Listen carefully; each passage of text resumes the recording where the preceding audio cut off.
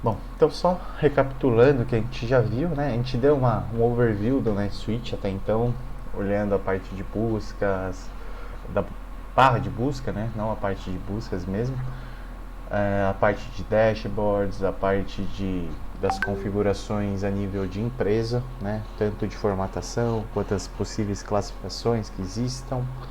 Também vimos isso a nível de usuário. E agora a gente vai olhar já mais para a parte de compras mesmo, né? Olhando os processos do NetSuite. Então, o primeiro que a gente vai ver aqui seria como a gente faz um cadastro de fornecedores. Tá? Vocês devem ter recebido uma planilha, né, de entidades, provavelmente uma planilha similar a essa, que vocês devam ter preenchido, né? Com tipo, nome, enfim, nome do mês, sobrenome, CPF e RG para fornecedores pessoa física, razão social, CNPJ, enfim, inscrição estadual e municipal para fornecedores PJ e outros campos, né? A gente pode fazer a importação tanto utilizando essa planilha, né, cadastrando os fornecedores, porém o mais comum é que o cadastramento via planilha seja feita uma única vez, né? Que é na fase de implantação mesmo, onde você tem ali uma quantidade significativa de registros e aí se torna muito mais viável você fazer esses cadastros via planilha do que um a um diretamente no sistema. Porém, depois, durante após o Go Live e tudo mais, quando você está na sua operação normal, aí já é mais comum que você faça esse cadastro diretamente via NetSuite. Depois a gente, até mesmo se sobrar um tempinho, pode ser até hoje mesmo, porque não tem um treinamento específico para parte de capacitação de importações, né? Porém, se sobrar um tempinho, a gente pode pegar e mostrar junto com vocês como que é feito o mapeamento de campos e tudo mais, para que vocês também saibam fazer uma importação de planilha, tudo mais, um cadastro via planilhas, caso for necessário, né? E outra, gerar registros através de planilha não se aplica somente a cadastros como fornecedor, funcionário ou cliente. Você pode criar transações através de planilha, você pode subir diversas, praticamente tudo que você possa preencher manualmente no NetSuite, você também pode preencher através de planilhas.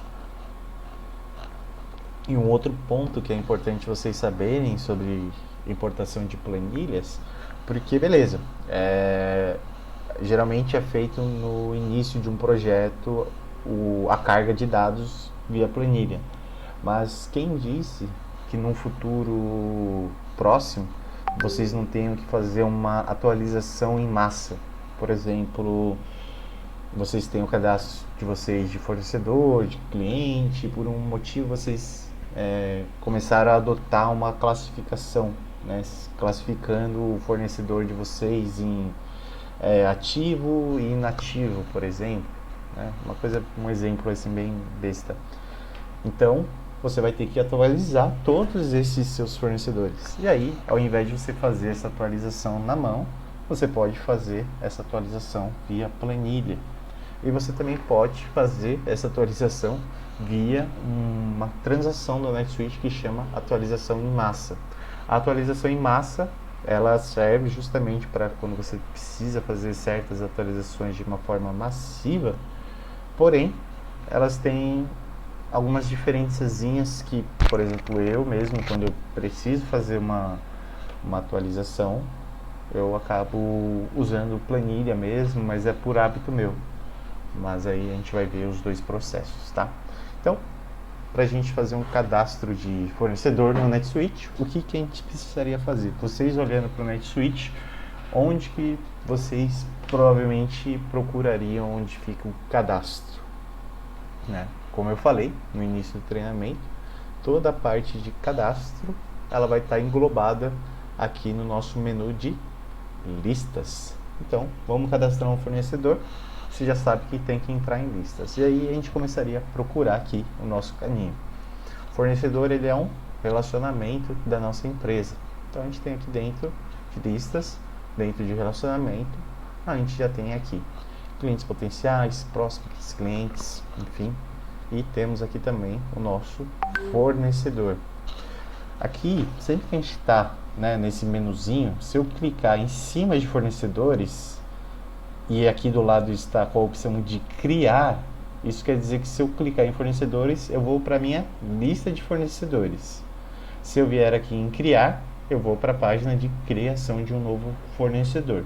Já essa parte de busca, eu desaconselho vocês a utilizarem, porque ela vai trazer todos os filtros que nós temos disponíveis, né? E às vezes fica até mais complicado você buscar através desta busca. Eu vou abrir aqui só para vocês darem uma olhada.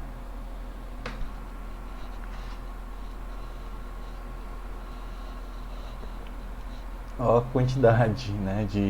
A gente tem todos os possíveis filtros aqui dentro. Então, né, isso não quer dizer, obviamente, que você precisa utilizar todos esses filtros, né? Você pode escolher somente um deles e dar um enviar, né? Não tem problema. Mas geralmente a busca que eu faço, né, as informações que a gente vai buscar, eu geralmente entro na lista mesmo, né? Então eu venho aqui, fornecedores. É interessante que sempre que você enxergar, por exemplo, a opção, por exemplo, transações a pagar, inserir faturas, né? Se eu enxergo lista aqui do lado, quer dizer que aqui serve para criar.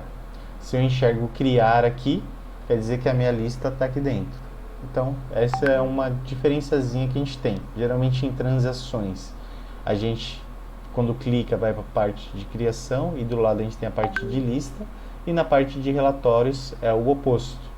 Quando a gente vem aqui, a gente tem a parte de lista sobre o clique normal e à direita a gente tem a página de criação.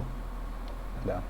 Então, acessando a lista, por exemplo, se eu entrei numa transação no modo de criação, né, digitar pedido de vendas, vou abrir uma nova guia só para a gente não sair dessa tela. Eu cliquei aqui, ele está abrindo ali minha página, e aí eu falei, putz, eu não queria criar, queria entrar na lista. Nem se preocupe em voltar no menu, né? Porque sempre que a gente entra na página de criação, isso de qualquer coisa, tá? Qualquer tipo de registro que a gente esteja na página de criação, aqui no canto direito, em cima, a gente já tem a opção de lista. Então, se por acaso você entrou na criação e queria entrar na lista, é só vir aqui e clicar em lista, que ele vai te devolver para a lista, né? No caso, eu estava em pedido de venda. Aqui em fornecedores, é basicamente a mesma coisa. Eu entrei em lista e queria entrar na criação. Então, ele já vai ter sempre um botão azul para você criar o tipo de registro que você estiver visualizando. Poderia aqui, como eu estou vendo fornecedores, eu tenho a opção de criar fornecedor. Mas se eu estivesse acessando um próprio registro ali de pedido de venda, ia estar aqui para mim criar pedido de venda, né? E assim por diante, de acordo com cada registro que você estivesse acessando. Caio, Oi. aí eu tô vendo que esses cadastros de fornecedores, eles estão aí na controladora, né? Sim. Isso diz que quando eu tenho dois CNPJs, aí esse fornecedor ele ficava vinculado só à controladora ou não? Ele também ficaria disponível para a outras subsidiárias? Aqui a gente tem um ponto. Na verdade, essa aqui é a subsidiária principal, né? Sim. Porém, um fornecedor ele pode ter a sua subsidiária principal e as suas demais subsidiárias, né? Então, se ele só tiver a subsidiária principal preenchida, ele só vai estar disponível para a controladora, né? Então, até olhando aqui o cadastro, vou até anotar.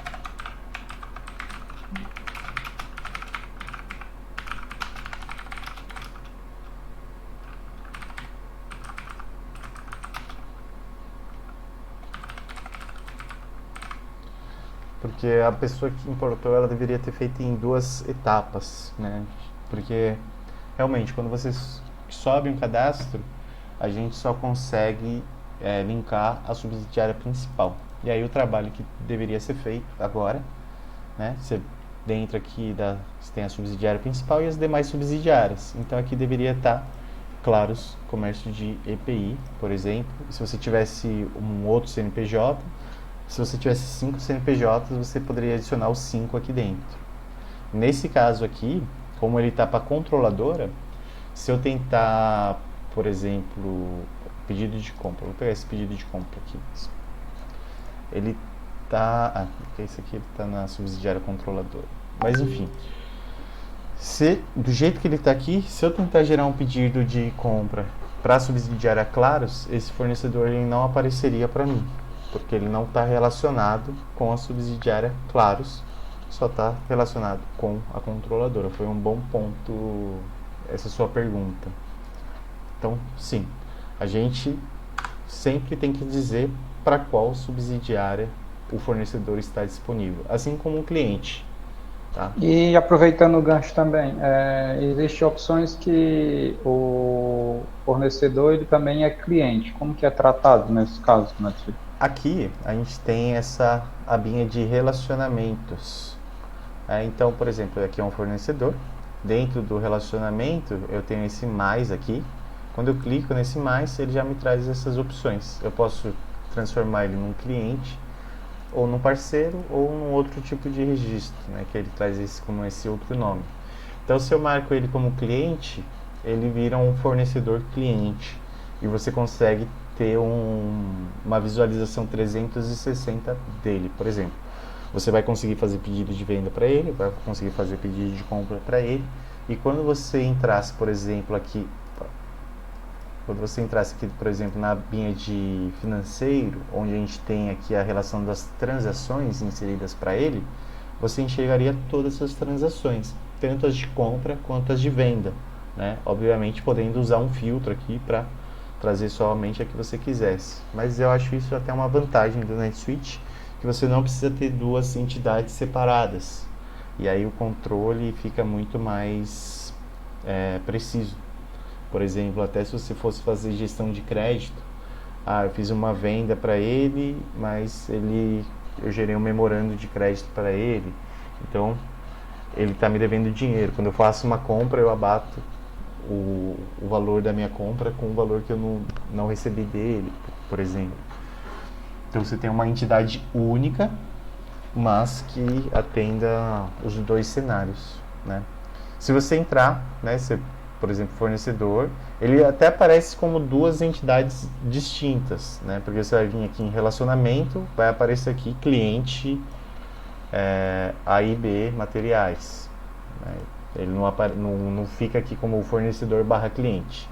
Você teoricamente enxerga 2 registros distintos, porém tudo que você vai ver dentro de um, você vai ver dentro do outro, com exceção dessa abinha do financeiro, que aqui no cadastro do fornecedor, você vai ter aqui o seu contas a pagar padrão.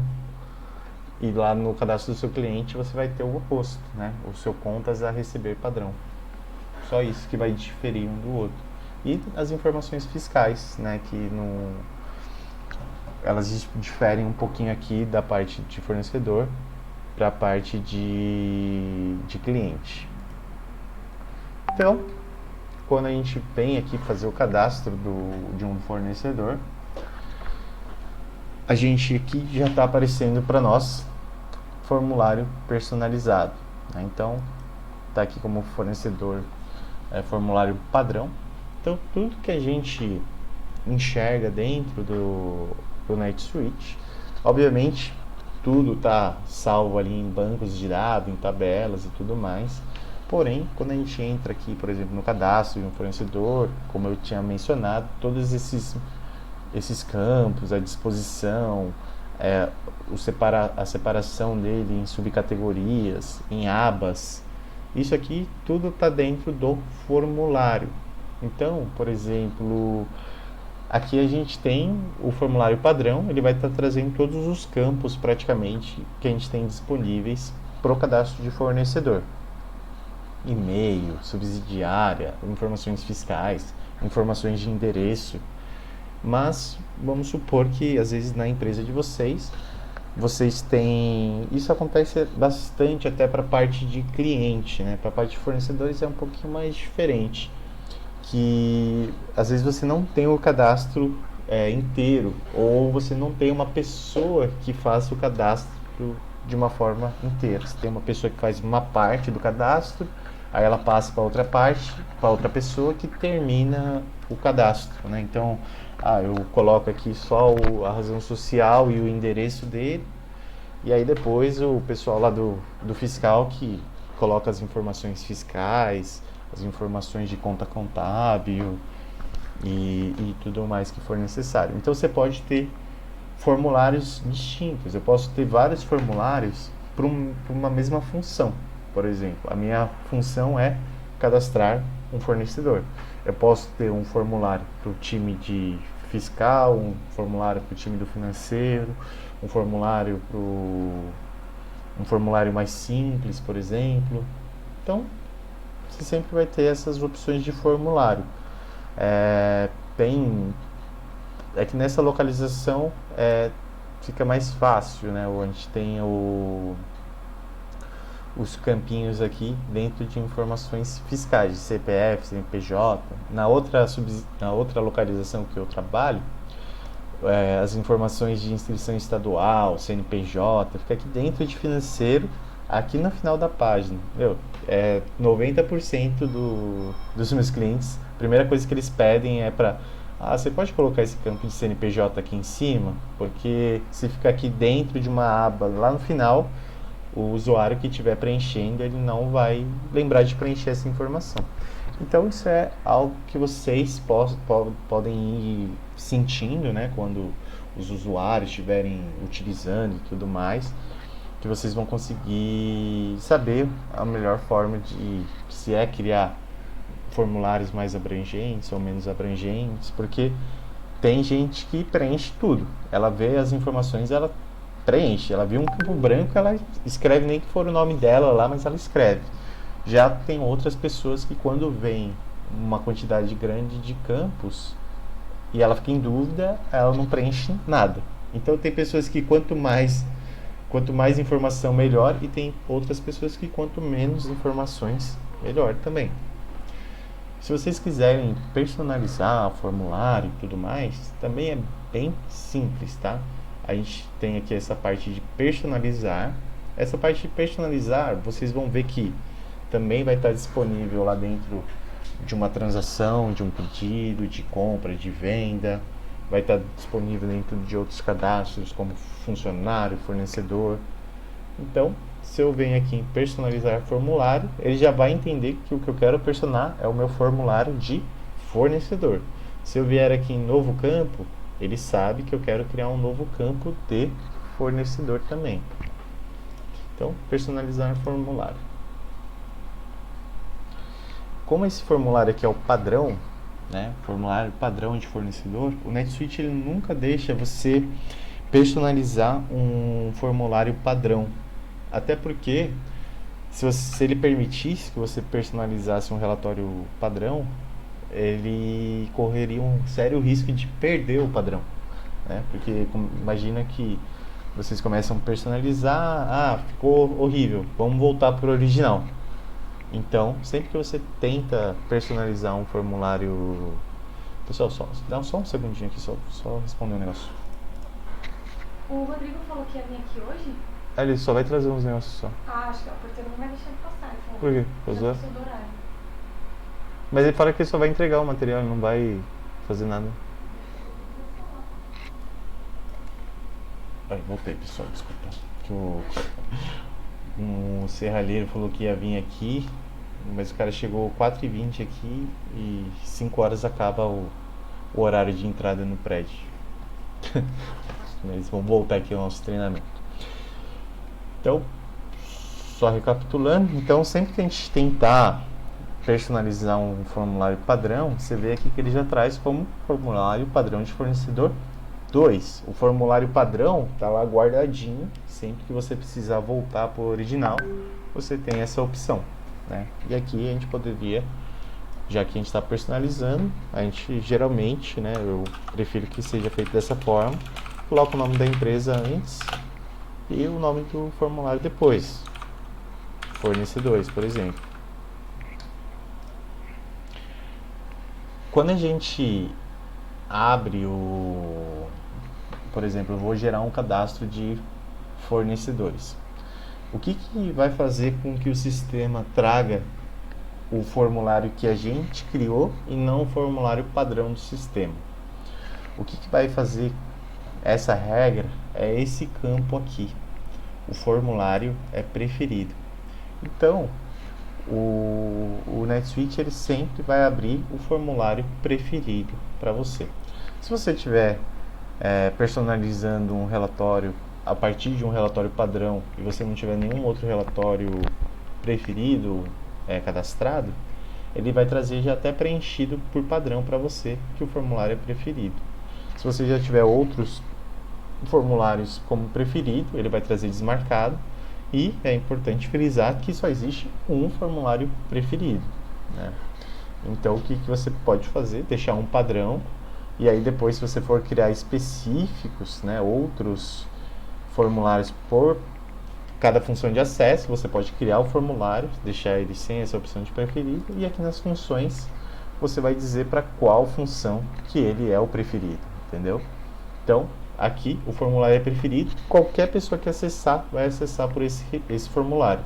Agora, se eu deixo aqui desmarcado e digo que o CEO é preferido e o administrador de suporte é preferido, então qualquer usuário que tiver com essa função logado, na hora que ele for cadastrar um fornecedor, em vez de ele usar o formulário padrão, ele vai trazer o formulário que a gente está personalizando.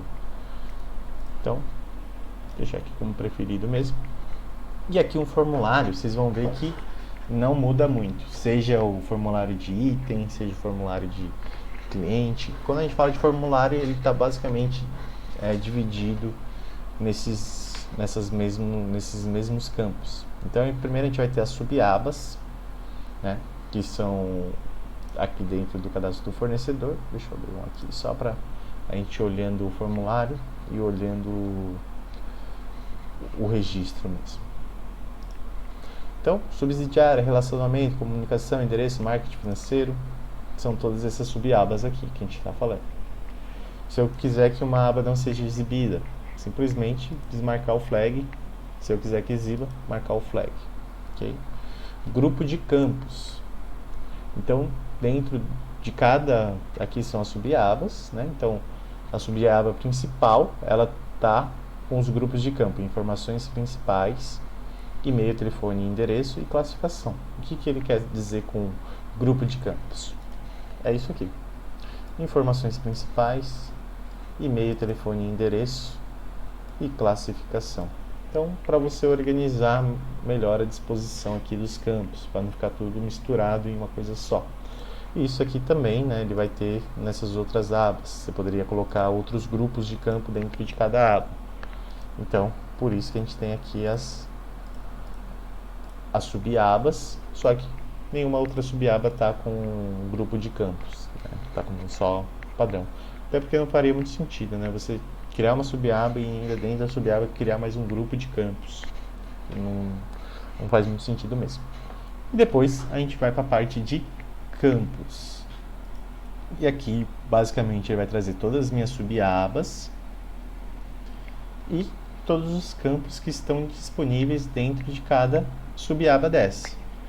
Então, todos os campos aqui. E aí a gente sempre vai ter algumas opções. Se você quer exibir ele ou não.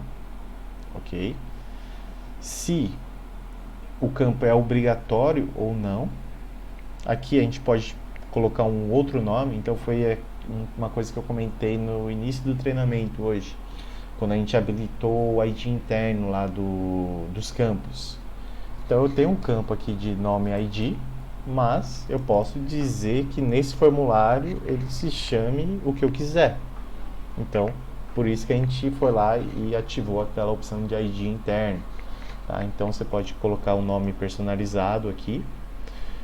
Aqui quebra de coluna, espaço antes, mesma fileira que a anterior. Isso aqui já tem mais a ver com o layout dele, né? Se eu quero ele junto na mesma quebra de coluna, então aqui é uma coluna. Se eu quero quebra de coluna, se eu quero ele na mesma fileira que o campo anterior. Então isso aqui tem mais a ver com o layout. E aqui o grupo de campos também, né? Então, por exemplo, eu estou vendo aqui nome ID e eu tenho uma informação lá na classificação de subsidiária, né? Então, nome ID e a minha subsidiária. Aí eu falo, eu quero a minha subsidiária do lado do nome. Se você tentar vir aqui e pegar a sua subsidiária e arrastá-la aqui para cima, deixar aqui do lado do nome, ela não vai vir, porque a gente tem uma definição de grupo de campos. Então, primeiramente, o que eu teria que fazer era mover ela para o meu grupo de informações principais, né? Ela vai vir aqui para o final. E aí, agora, dentro desse grupo, eu consigo arrastar ela para onde eu quiser. Então, por exemplo, deixar ela aqui do lado do nome.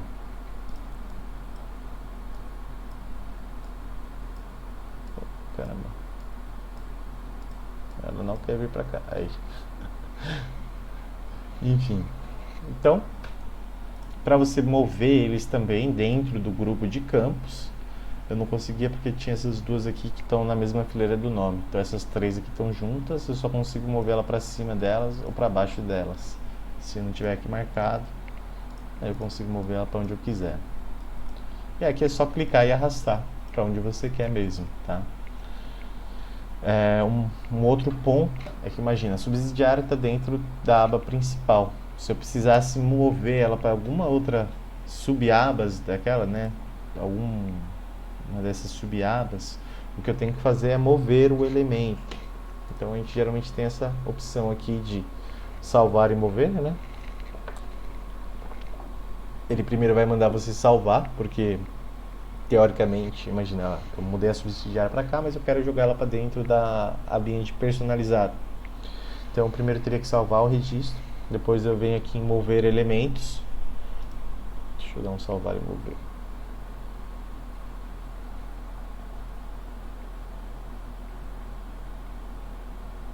Ele te mantém nessa página de formulário, porém ele vai ter uma opçãozinha de você dizer qual a subaba onde esse campo deveria ficar, né? Então, por exemplo, a gente está no mesmo lugar, os campos certinho. Eu pegaria aqui o meu campo de subsidiário,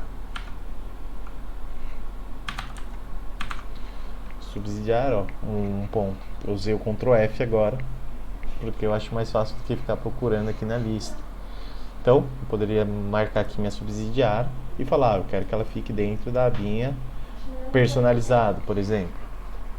E aí, depois que você selecionasse todas as subabas aqui que você gostaria de fazer a alocação e tal, aí você simplesmente viria aqui e aplicaria. Depois de você aplicar, ela já vai sair daqui, vai para a subaba correta dela, e depois você só precisaria salvar, né? É bem tranquilo também, você pode personalizar o formulário da maneira que você quiser. Deixa eu só devolver aqui minha subsidiária para o local de origem dela. Ele ficou aqui mesmo, então tá ótimo. Então a gente tem, né, isso aqui para todas as subabas, para a gente poder mexer certinho. Além da opção de exibir ou não, a gente tem o tipo de display. Então, por exemplo, às vezes você tem um campo, um bom exemplo é esse campo do formulário, né, o formulário personalizado. Porque quando eu abro aqui, eu tenho o campo de formulário e eu posso alternar entre meus formulários. Agora imagina que eu quero que essa informação fique visível, até porque imagina que um usuário está com algum erro ou ele percebeu que não tem algum campo ali disponível para ele. O que ele vai fazer? A primeira coisa que você vai perguntar para ele é qual o formulário que você está utilizando. Então, se a gente deixar, né, tirar a opção de exibir o formulário que ele está utilizando, ele não vai ter como acessar essa informação. Então, não é muito bom que a gente oculte esse campo. Mas, quais outras opções que nós teríamos, então, já que ocultar não é muito bom? A gente pode vir aqui no campo, vem aqui no meu formulário personalizado, e aqui no tipo de display, o que a gente tem A gente tem aqui o padrão, é normal, né, é o campo do jeito que ele é, e a gente tem essas outras opções, texto inline ou desabilitado. Então, se eu pego o formulário personalizado e deixo ele aqui como desabilitado, quer dizer que o campo está lá, ele está visível, porém ninguém vai conseguir fazer nenhum tipo de alteração nele. Deu um erro ali de atualização.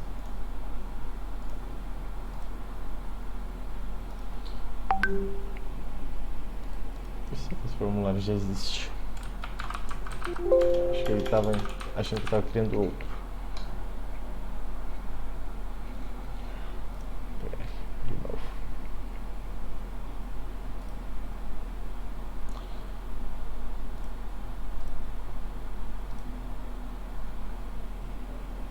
Então, beleza. Já alterei o formulário. Ele é o meu formulário preferido, então provavelmente quando eu atualizar ele já vai vir com o meu formulário correto. E aí o campo fica dessa maneira, né? Ele está preenchido, por exemplo, não sei onde está o campo CNPJ, qual o formulário que você está acessando? Isso aqui, claros fornecedores. Beleza. Então são algumas opções que a gente tem para que a gente tenha os campos necessários, mas que a gente não tenha pessoas mexendo onde não deveriam mexer.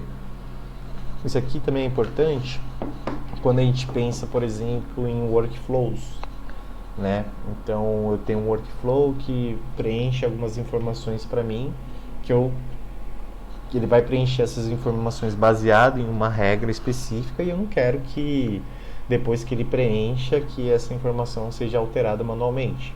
A gente deixa os campos como desabilitado, o workflow ele consegue rodar tranquilamente nesses campos e tudo mais. A única coisa importante de ter em mente é que se o campo está desabilitado e a gente tenta subir uma atualização, alguma coisa via carga de arquivos, né, importação de planilha e tudo mais, se o campo está desabilitado, ele não vai aparecer lá para a gente fazer o mapeamento de campos. Então, sempre que a gente pensar em importação de planilha, o campo tem que estar como normal ali, habilitado. Se ele estiver desabilitado, ele não serve para o mapeamento. Mas, para qualquer outra coisa aqui, workflow e tudo mais, ele vai funcionar. Então, vindo aqui no cadastro de fornecedores, né? Esse aqui é um cadastro que já está feito. Eu vou pegar aqui um do zero mesmo, porque ele já tem alguns campos aqui que já estão bloqueados, que eu quero mostrar desde o zero. A primeira coisa que a gente tem que preencher, nesse caso aqui, ele não vai fazer tanta diferença, que ele já tem aqui esses campos independentemente da subsidiária. Agora, por exemplo, se eu estivesse usando aquela outra localização, né, ela só funciona para o Brasil. A Avalara, teoricamente, ela tem integrações com vários outros países, então ela sempre vai aparecer aqui informações fiscais. Então, por padrão, nessa outra localização, se eu não selecionar subsidiária, ele não sabe qual o país. Imagina que eu tenho, né, uma subsidiária no Brasil, tenho uma subsidiária nos Estados Unidos, outra no Chile. Então, o campo de CNPJ, inscrição municipal e inscrição estadual, eles não fazem sentido de estarem aqui até que eu selecione a minha subsidiária, né? Aí sim, eu selecionei uma subsidiária do Brasil e essas informações passam a ser relevantes, né? A mesma coisa aqui, né? Basicamente eles englobaram também tudo em um campo único com a Avalara, né? Então a gente tem aqui CNPJ, CPF. Então, independentemente do tipo de fornecedor que eu estou criando, se é uma empresa, né, um fornecedor PJ ou um fornecedor pessoa física, aqui para mim o campo é o mesmo. Nessa minha outra localização, se eu selecionasse empresa, ele habilitaria o campo de CNPJ. Se eu selecionasse individual, ele habilitaria o campo de CPF. Então isso quer dizer o que também? Que vocês podem pensar em campos dependentes, né? Então, beleza, ele seleciona uma opção aqui, de acordo com a opção que ele seleciona aqui, ele tem outras opções para selecionar. Se ele selecionar outra opção no início, ele vai ter outras opções. Então, vocês podem pensar, né, se vocês têm alguma necessidade do tipo para o negócio de vocês. É bem bacana. Então, a gente começa aqui preenchendo se o meu fornecedor é PJ ou PF. Esse automático aqui é para fazer o ID do fornecedor. Do mesmo jeito que eu mostrei lá que a gente tinha aquela opção do pedido de compra que estava PC0005, né, que eu falei que aquele prefixo e aquela numeração foi criada personalizadamente. Aí a gente também tem isso aqui para entidades. Então eu poderia, por exemplo, para um fornecedor colocar um prefixo. Então, ao invés de ficar Caio Pelati, ficaria, se eu colocasse aqui for, ficaria enfim, deixa eu ver, ficaria aqui for, e aí, por exemplo, aí ficaria for Caio Pelati, enfim, né? E aí você também tem, se você vai permitir que ainda seja feita uma edição manual ou não, né? Se você marca não, é o ID que o sistema gera e pronto. Do jeito que estaria como se tivesse marcado a opção de permitir a edição manual, que é isso aqui, justamente isso aqui. Se eu desmarco, eu poderia colocar o ID que eu quisesse. Aqui, por padrão, ele vai preencher o meu fornecedor, o ID dele, com o nome da empresa, né? Então, Caio Pelati, ali ficaria o fornecedor aí, número Caio Pelati. Agora, imagina que eu quisesse alterar, poderia ter, por exemplo, form Caio Pelati. Ou numeração, né? Tem gente que gosta de trabalhar com numeração. E tem o clientes que você vai lá, qual fornecedor que eu posso usar para fazer um teste? Uso o fornecedor 505, uso o fornecedor 20. Eles nem lembram o nome do fornecedor, eles tratam o fornecedor como número. Então, só uma dúvida, vocês já utilizavam algum ERP antes? Ou esse é o primeiro ERP que vocês vão passar a utilizar? A gente usa. Legal. Então, até, às vezes vocês têm uma numeração no antigo sistema que vocês gostariam de manter nesse sistema. São possibilidades, entendeu? A gente pode manter o mesmo ID. Pela importação, que já a carga que foi dada, eu acho que já foi colocado os ID. Será que não vai manter? Deixa eu ver. O ID de vocês era como? Era numérico? Ou... Número, isso. Porque aqui eu não vi. Eu só vi o...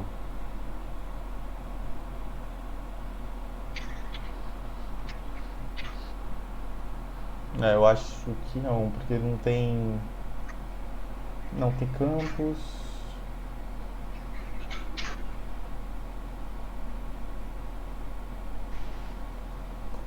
Identidade. Deixa eu ver se eles criaram um campo.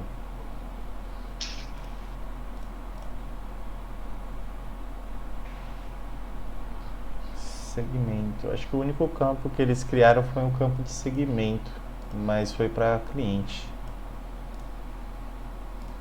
Eles não deixaram nenhum campo de ID. Mas no caso para produto, que eles solicitaram também produto. Produto eles já criaram o ID? Bom,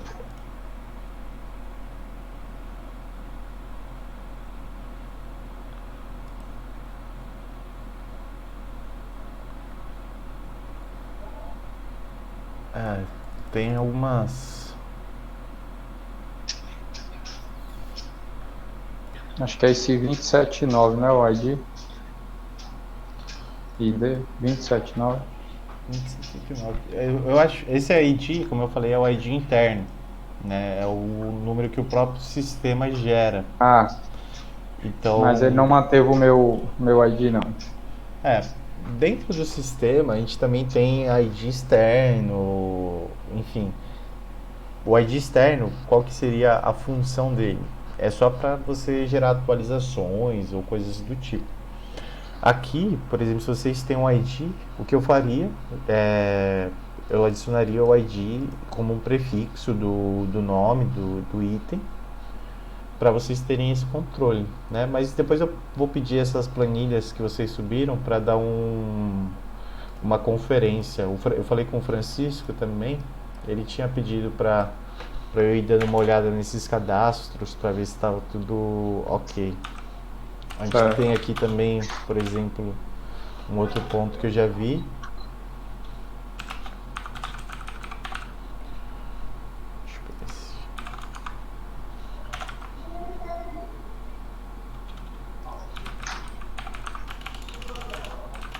Porque a gente disponibilizou as planilhas tanto de produto, como também de fornecedor e clientes, né, mantendo o nosso ID.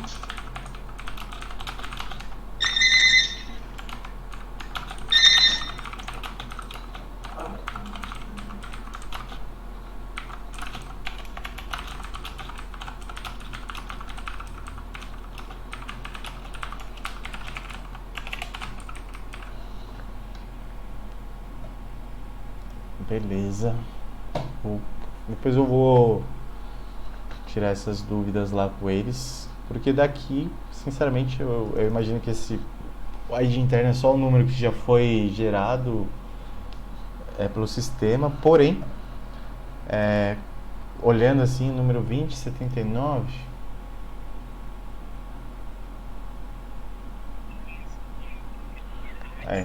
eu acho que talvez esse ID interno eles tenham colocado, em vez de deixar o sistema gerar, eles devem ter colocado o ID de vocês, porque o ID, como eu falei, ele é um número, uma sequência que o sistema adota, né? E ela vai 1, 2, 3, 4, de acordo com os registros que você gera.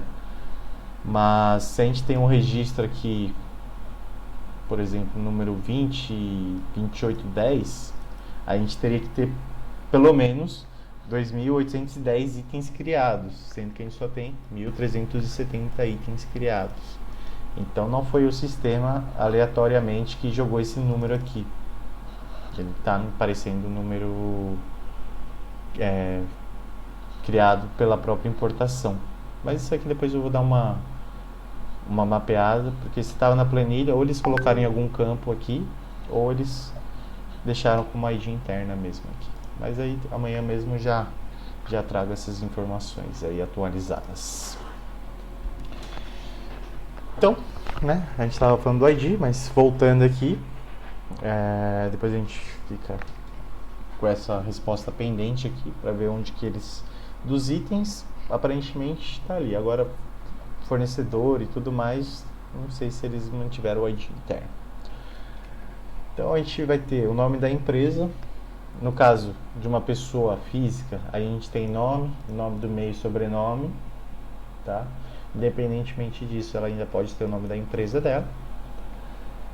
O nome do meio, só que a gente deixa ele abreviado, não coloca ele por extenso. Então, por exemplo, meu nome é Caio Verbeges Pelates, ficaria só Caio V Pelate, né? Só o V aqui no meio. Não precisa colocar o do meio completo também, até porque se você escrever como completo aqui, independentemente do que está escrito aqui, o sistema ele abrevia para você. A gente tem aqui categoria, né? Essas aqui são as categorias padrões do sistema, não é um preenchimento necessário. Todos os campos que são obrigatórios de preenchimento, eles vão ter esse asterisco aqui laranja, tá? Então, o nome, quando eu coloco que é individual, ele se torna um campo obrigatório. Mas se eu estiver falando de uma pessoa jurídica, é o nome da empresa, que é o campo obrigatório. Categoria, né? Se vocês quiserem utilizar for importante para vocês categorizar os fornecedores, a gente pode trazer nessa lista aqui as categorias que de fato façam sentido para a operação de vocês, tá? Aqui são só as categorias padrões do NetSuite. A gente vai ter aqui e-mail, telefone alternativo, enfim. Esse segmento aqui eu vi que foi um campo criado pela RunSmart, então deve ser alguma necessidade de vocês, mas como aqui está underline cliente, né, eu imagino que seja aplicado somente para cliente, né, talvez não faça muito sentido aqui para fornecedor. o endereço, né? É um dos campinhos que confunde um pouco as pessoas, que elas chegam aqui e falam, meu, tá desabilitado o campo, como que eu preencho esse bendito endereço aqui? Clica aqui no mapa, nada acontece. O endereço, ele aparece aqui em cima, mas nessa parte aqui ele é simplesmente visual, tá? Ele só vai trazer a informação que está preenchida dentro da subaba de endereço. Então, para a gente cadastrar o endereço, esquece esse campinho aqui, a gente vem na subaba de endereço, e aqui a gente tem, antes de preencher o endereço, a gente tem algumas opções aqui. Se o endereço é de entrega padrão, se o endereço é de faturamento padrão, e aqui você pode ter um nome do campo também, por exemplo, casa. Aí você vai ter um outro que seja escritório, um outro que seja CD de Itajaí, por exemplo. Então, isso aqui, às vezes, principalmente para quem trabalha com e-commerce, alguma coisa assim, que você tem clientes e aí o cliente ele pode cadastrar vários endereços lá, né? E aí, às vezes ele pede para faturar para um endereço, entregar em outro endereço, ou ele tem vários endereços cadastrados e aí fala, ó, hoje você me entrega aqui, mas no próximo pedido você vai me entregar em outro local. Então você consegue fazer essa gestão de endereços, tá? E aqui a gente vai ter sempre, né, quando é um primeiro endereço que você está cadastrando, ele já vem até flegado com essas opções. Se você tiver um único endereço cadastrado, ele entende que é um endereço de entrega e de faturamento padrão. Agora, se você tiver outros endereços, aí você pode apontar qual que é o de entrega padrão e qual que é o de faturamento padrão. Porém, a gente está falando de padrões, né? A gente não está falando que é fixo essa informação. Você pode ter lá um endereço cadastrado como entrega padrão, e na hora que você estiver inserindo lá a sua transação, você alternar entre os endereços, né? Escolher o endereço correto, tá? Esse aqui a única diferença é que ele vai trazer já preenchido com o que tiver aqui como padrão. Carlos, Sim. no caso NetSuite, se estou vendo aí que você está ensinando aí fazendo o cadastro modo manual. E se o usuário ele digitar o CNPJ errado, o NetSuite confere isso ou não? Eu acho que não. Eu não tenho certeza com essa localização. O que eu tenho certeza é que ele não vai conferir, né, as informações do CNPJ, se ele está ativo, se ele está inativo. Eu acho que o máximo que ele faz aqui, né, eu acho que nessa localização nem esse tipo de validação ele faz, que é a quantidade de caracteres, né? A outra localização, como eu falei, ela tinha dois campos distintos. Ela tinha um campo para CNPJ e um campo para CPF. Então ele já sabia que se você jogasse lá no campo de CPF um número com menos de 11 dígitos, ele te dava um aviso de erro, falando, ó, o padrão de CPF geralmente é composto de 11 dígitos no formato com pontuação ou sem pontuação. E o de CNPJ, se eu não me engano, acho que são 14, né? Mas ele não faz essa validação E também ele não tem nenhuma comunicação com, por exemplo, com o correio, não, como alguns hoje tem, que você digita o CNPJ e ele vai buscar através de CEP, alguma coisa. Não, por padrão ele não tem. É algo que eu já fiz, já fizemos essa integração. Era um cliente que fazia muita captação de lead e tudo mais, né? E então para ele era bem importante. E aí o que fizeram foram basicamente, eles mantiveram esses campos da mesma jeito que está aqui, eles só fizeram essa comunicação com o site dos Correios. Então ele jogava o CNPJ aqui, buscava a informação de lá e preenchia nos campos relacionados, né, de nome, enfim, CNPJ, mas aí foi uma integração à parte.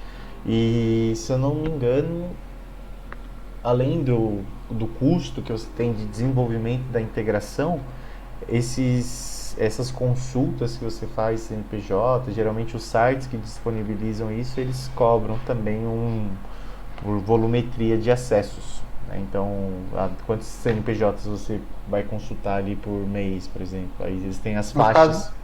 No caso da Receita Federal é gratuito, né? consegue puxar, que inclusive tem disponível na web, você consegue ir lá na própria página da Receita e fazer essa consulta. Assim, Aí alguns sistemas hoje ele já tem essa comunicação, né? uhum. A única que eu que tem aqui de comunicação, eu acho que é a validação do do CEP, que, por exemplo, na localização da Oxy nem isso tem.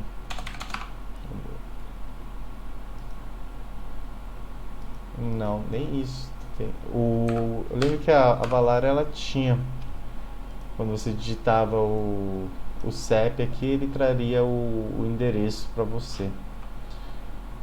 Mas não está também ativado. Mas enfim, ele não faz, no modo standard não faz essa consulta, mas pode ser feito, mas aí através de um desenvolvimento. Eu tinha falado com o Francisco, ele comentou, né, que essa ia ser uma implementação guiada, porque vocês têm um time interno bom, né, de pessoas já dessa área mais de tecnologia. Então, não sei qual a especialidade do time, se tem algum desenvolvedor, mas a API do NetSuite, ela é bem tranquila de se mexer, né? Qualquer desenvolvedor assim com um pouco de conhecimento de JavaScript e tudo mais, consegue criar uma integração. Então, não seria algo também tão complexo de ser feito. Hoje eu tenho uma pessoa que ele já dava consultoria e agora ele está dedicando um certo período do dia para a gente, entendeu? Aham. E no caso ele já manja bem, já trabalha com Oracle, entendeu? Ele Ah, já prestou serviço para algumas multinacionais aqui no Brasil. Ele tem um domínio bom do Oracle. Eu não sei até onde aí que o NetSuite tem essa flexibilidade para se fazer essas alterações. Se algumas coisas eu consigo fazer com ele mesmo, só questão de configuração, ou se há essa necessidade de contratar uma empresa no caso de alguma consultoria afiliada de vocês, né? sim.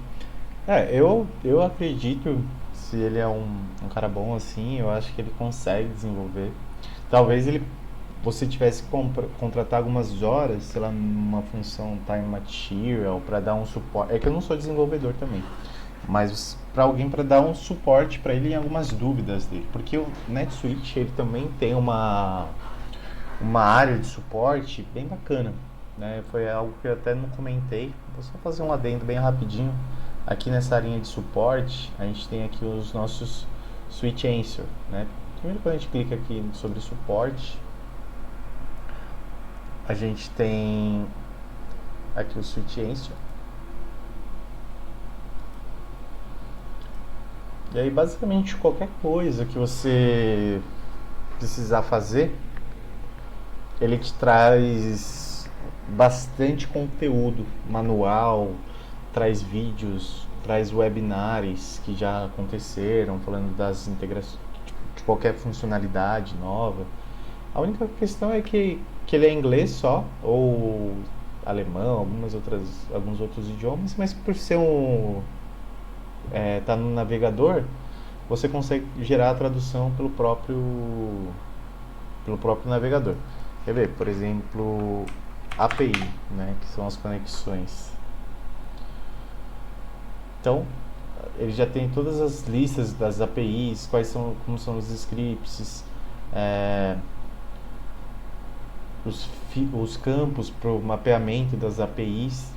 E aí ele traz tudo aqui do lado esquerdo, ó, artigos de suporte, então são os casos de uso, de dúvidas de pessoas que já abriram um chamado. Sempre que quando você abre um chamado, você tem uma flag lá que eles sempre perguntam se eles podem usar o seu chamado como um caso de uso, né? E aí eles dão uma tratada lá pega só o resumo do seu chamado, né? Fala, ó, a dúvida do cliente era essa, qual foi a resolução apresentada para ele? E aí eles trazem também. Então isso é bem bacana. Você tem todos os artigos de suporte aqui, você tem vídeos, os tópicos de ajuda, que são os tópicos do próprio NetSuite mesmo.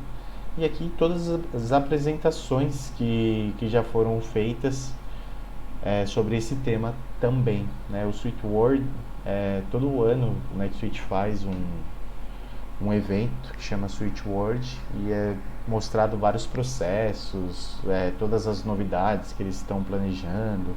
Isso a gente só não teve ano passado, né, por conta da pandemia. Tinha ficado para esse ano, mas tá difícil de saber quando que vai ser possível realizar. Geralmente acontece lá em Las Vegas. É bem bacana. E eles transmitem ao vivo também esse conteúdo, é bem bacana. Mas aqui ele vai achar por exemplo, os campos, né, do Fields do API. Ele também tem, por exemplo, um dicionário de campos. Então ele sabe qual tipo de campo, qual tipo de informação que aquele campo recebe, enfim. Então é bem bacana para quem já tem um domínio ali de alguma integração. Quando pega uma integração com o NetSuite, acha bem fácil, e é uma das características do NetSuite, né? Mesmo que ele não faça tudo, ele tem bastante facilidade de se integrar com outros sistemas que atendam alguma necessidade ali, um ponto fraco do NetSuite, por exemplo. Então, voltando aqui ao... Quando você tocou no ponto aí do e-commerce, no início, quando eu falei de e-commerce, parece que a informação que o pessoal aqui no Brasil tem é que vocês não estão operando aqui. Tu sabe dizer se ainda continua assim ou já voltaram a comercializar, já estão operando? Como é que tá? Rosi, vou ser bem sincero, né? Eu participei do primeiro projeto que teve o e-commerce aqui no Brasil. Então, a gente já fez isso. Foi até um cliente, não sei se você já ouviu falar, chama Tânia Bulhões. É uma empresa aqui de São Paulo, né? Ela vende coisas para casa, desde louça, perfumaria, enfim. Só que eles têm um valor agregado altíssimo, né? Então eles não têm uma gama tão grande de produtos. E aí toparam fazer esse projeto deles.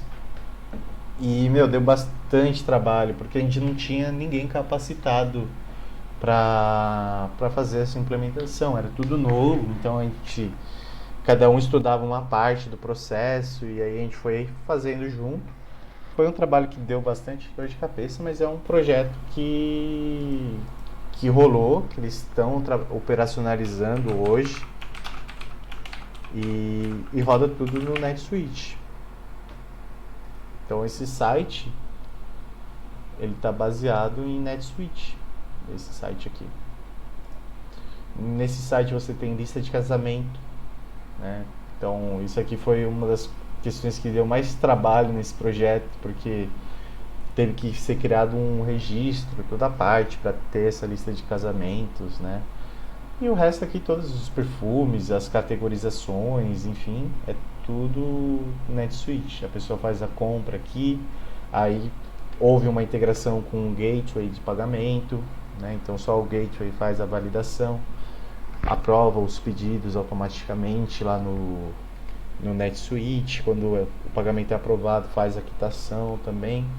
Então a gente já fez, porém, né, como foi um projeto desgastante e o NetSuite ele está num crescimento, né? Ele está num processo de amadurecimento e eles acham que seria muito arriscado a gente partir para começar a implementar o e-commerce, porque assim, a Oracle tem o produto e as consultorias implementam, né, esses produtos. Só que geralmente quem vende também os produtos são as consultorias. E aí elas acabam vendendo e acabam não entregando. E aí esse problema passa para a Oracle, o pessoal fica insatisfeito com o NetSuite, né? E aí acaba prejudicando o sistema. Então eu acho que foi mais uma decisão estratégica deles não implementarem por enquanto as pessoas não tirarem certificação, não tiver um time mais qualificado aí para implementar, porque é um processo bem trabalhoso, né? Você tem toda a parte da criação do front, você tem a parte do backlog aqui também. E aí eu já fiz outros projetos de clientes que vendem em e-commerce, mas aí a gente geralmente usa até a VTEX mesmo. E aí só faz a integração com o NetSuite. Que aí geralmente são clientes que já usam, né, um e-commerce. E aí os dois, eu já fiz mais 2 projetos que tinham e-commerce, e os dois trabalhavam com VTEX. E aí falaram, não, vamos manter na VTEX mesmo, que a gente já está acostumado. E aí a gente só faz a integração com o NetSuite. Então essas integrações hoje, essas API, ela já até já existe ou seria algo a desenvolver? Para cada plataforma é uma API diferente? Para cada plataforma é basicamente uma API diferente, né? Mas é como se fosse um plug e uma tomada, né? As saídas de informação aqui do NetSuite são sempre iguais, mas aí é mais de criando esse relacionamento entre VTEX ou outro provedor e o NetSuite.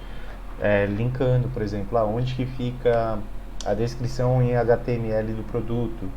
Aí eles vão ligando essas chaves. Lá na VTEX é o campo A, aqui no NetSuite é o campo B. Então eu ligo o campo A com o campo B.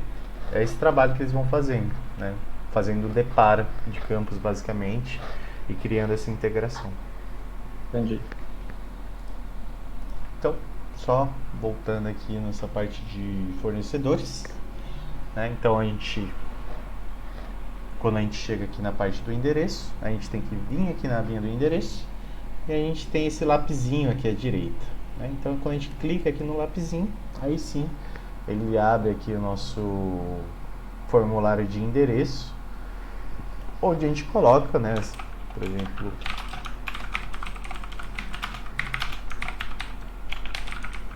Rua São de Gouveia, cidade de São Paulo, estado, Santa Catarina não, São Paulo, e o CEP, né? Aqui geralmente eu marco essa opção, né? Habilitar endereço em formato de texto, porque basicamente, se você não tem isso aqui num relatório, se eu quisesse buscar o endereço dele, eu ia ter que trazer o campo endereço 1, mais o campo cidade, mais o campo estado, mais o campo zip, né? Sendo que eu poderia habilitar isso aqui, e aí além de eu ter os campos individuais, eu posso falar, me traga o endereço, e ele traz o endereço já completo, como se fosse um campo único de texto, né? Todas as informações juntas. Então, bacana deixar aquela opção marcada, depois você adiciona. Então, se eu tivesse outro endereço, mesma coisa, se eu vim aqui no lapisinho, preenche o próximo endereço e tudo mais. Aqui, como eu falei, né, como foi até um assunto que você, na verdade, que havia perguntado, das subsidiárias, a gente sempre vai ter a subsidiária principal e aqui a gente sempre vai adicionando as demais subsidiárias. Quando a gente cadastra itens, por exemplo, ou conta contato, enfim, a gente tem uma facilidade um pouquinho maior de relacionar as outras subsidiárias.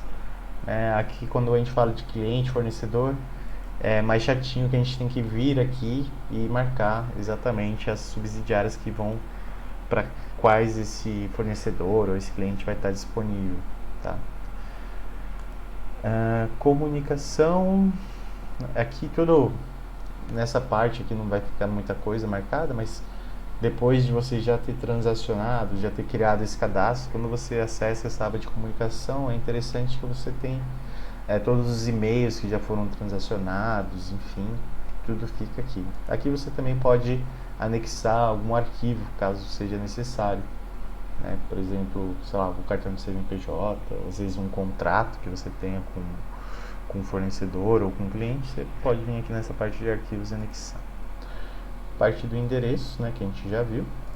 Aqui no financeiro, o que eu acho interessante aqui é o nosso contas a pagar padrão, tá? Porque a conta de contas a pagar padrão do sistema é essa contas a pagar, né? Geralmente, se a gente não informa qual contas a pagar do nosso fornecedor, ele pode acabar caindo nessa conta aqui, porque o sistema não sabe para qual conta ele deve jogar, acaba jogando para a conta padrão do sistema. Então é sempre bom a gente informar aqui o nosso contas a pagar padrão. E você também pode ter uma separação desse contas a pagar, por exemplo, aqui está no plano de conta de vocês, está como fornecedores diversos, né? Mas eu tenho clientes que têm fornecedores nacionais e fornecedores internacionais, né? Ele gosta de quebrar aqui o contas a pagar dele padrão. Temos outros campos, como por exemplo o limite de crédito, enfim, não são campos tão usuais, mas o limite de crédito seria basicamente o quanto que você pode ter de crédito com esse fornecedor e tudo mais, para que você não deixe isso ultrapassar. Isso é bem difícil de acontecer, né, pelo menos com cenários que eu já peguei, e eles não especificam nenhum limite. Quando acontece, são valores bem pequenos, né, ou geralmente você compra alguma coisa, ou o produto vendendo danificado, e ele deixa isso como um crédito, e aí acaba consumindo esse crédito na sequência já com uma próxima compra. Então nunca tive clientes que fizeram essa gestão de crédito mesmo. Isso acontece bastante lá nos Estados Unidos, que, por exemplo, a gente vai ver também sobre KNAB, né, que é a troca de arquivos entre sistema e banco para pagamento e recebimento. Lá nos Estados Unidos tem uns bancos, por exemplo, o Bank of America, ele já tem uma integração direta com o NetSuite. Então, os caras, mesmo trabalhando com NetSuite, eles conseguem, por exemplo, gerar antecipação de crédito para fornecedor, para cliente, e fazer todo o controle, como se praticamente a empresa do cara vira uma financeira, além de operacionalizar o que ela já opera, né? Isso, para a nossa realidade aqui, ainda está um pouco distante. Preferências, essa parte não tem muita importância. Informações de sistema, sempre que todo registro que a gente olhar vai ter essa parte aqui de informações do sistema, tá? Aqui ela só está trazendo se é inativo ou não, mas quando a gente acessa essa aba aqui no modo visualização, seria a nossa aba de log, né? Então tudo o registro do que foi criado, o que foi alterado e tudo mais vai estar dentro de informações do sistema. Conta corrente preferencial, né? Então isso aqui tem a ver com o KNAB. Dentro do KNAB a gente tem aqui o nosso cadastro, né, das contas. Então você teria aqui sua conta corrente cadastrada, não sei exatamente qual o banco que vocês operam. Então você teria sua conta, e se você tivesse mais de uma conta aqui também, por exemplo, você poderia informar aqui qual que seria a sua conta corrente preferencial, por onde geralmente você paga esse fornecedor. Também vale frisar aqui que é preferencial, né? Isso só quer dizer que quando você gerar uma cobrança, um pedido de compra para esse fornecedor, ele já vai trazer a conta que você selecionar aqui preenchida, mas você vai poder alterar e selecionar outra conta, tá? Sem nenhum problema. Informações fiscais, né? Aqui a gente tem CNPJ, inscrição municipal, estadual, razão social. Aqui tem o nome da empresa, mas é bom preencher aqui a razão social também, porque esse aqui é o campo padrão do sistema, né? Company name. E se a gente olhar isso aqui, a gente já vai ver que é um campo customizado, como eu falei, de custom, e aqui entity, né? Então um campo personalizado de entidade. E aqui, geralmente, quem coloca isso aqui é quem fez, né, o campo. Então, ENL, quer dizer Enlight, que é a consultoria que fez esse bundle da Avalara. Então, só para vocês saberem aqui mesmo. Se ele é um empreendedor individual, se ele está enquadrado no Simples Nacional. O tipo de operação padrão, tá, desse fornecedor. Então, por exemplo, compra de mercadorias, compra de mercadoria para uso e consumo, mas isso também é um tipo de operação padrão. Não é obrigatório o preenchimento. Se você não preenche nada aqui, quando você for gerar uma cobrança ou um pedido de compra, você vai ter que preencher lá na hora. Se você já tem algo preenchido aqui, a informação que está aqui já é levada para o seu pedido. Evita que você tenha que ficar preenchendo mais campos. Tipo de documento fiscal, também que ele emite, né? Tipo de frete, enfim, setor de atividade. Todos esses campos aqui, tudo o que a gente fala aqui relacionado à parte fiscal, vocês vão ter um treinamento focado somente nisso, porque diferente da localização da Oxygen, que eu comentei, a localização da Oxygen ela está toda dentro do próprio NetSuite. Então, toda a parametrização fiscal que você teria para fazer fica no próprio NetSuite. Quando a gente fala de Avalara, eles têm o portal lá da Avalara, né? Então, você faz uma parte da configuração no NetSuite e uma parte da configuração no portal da Avalara. E quando você vai transacionando, ele vai gerando essas integrações e fazendo os cálculos necessários. Caio, Oi? mas o que me passaram é que a Avalara eu não tenho contato, ou seja, eu não tenho nenhum acesso, nenhuma tela de acesso para fazer nenhuma configuração com a Avalara, não. Uhum. Segundo eles, é tudo aqui no NetSuite. Ah, entendi. Bom, eu acredito que, por exemplo, a Gastes, né? A gente vai ver isso na parte do item. Uma das vantagens até da própria Avalara é que ela já tem uma lista gigante de agastes, né? Então, o agaste ele é baseado no NCM e aí ele já tem lá as tributações. Então, basicamente, você só precisaria relacionar o seu item a uma parametrização que já exista e ela já estaria pronta para você sair transacionando. Mas essa não é uma realidade muito que a gente está acostumado aqui no Brasil, né? A gente sempre tem exceções e exceções e exceções e exceções, né? Dependendo de cada cliente. Então, eu imagino que pelo menos alguma parte de Avalara vocês tenham sim que acessar. Mas eu vi aqui no cronograma de treinamento que vocês vão ter uma parte só de fiscal, né? Só de Avalara. E quando a gente fala de carga em massa, né, no caso de fornecedor e do cliente, esses campos aqui, como que ele fica? Eles são preenchidos de forma padrão?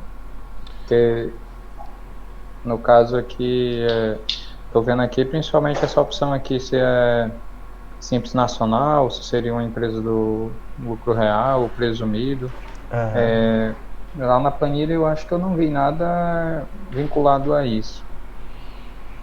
Bom, isso deveria ser feito de forma junto na planilha mesmo, né? Por exemplo, essa aqui é baseada em outra localização, né? Então os campos são um pouquinho diferentes, mas se você reparar, eu tenho todos os meus campos aqui relacionados à parte fiscal também, né?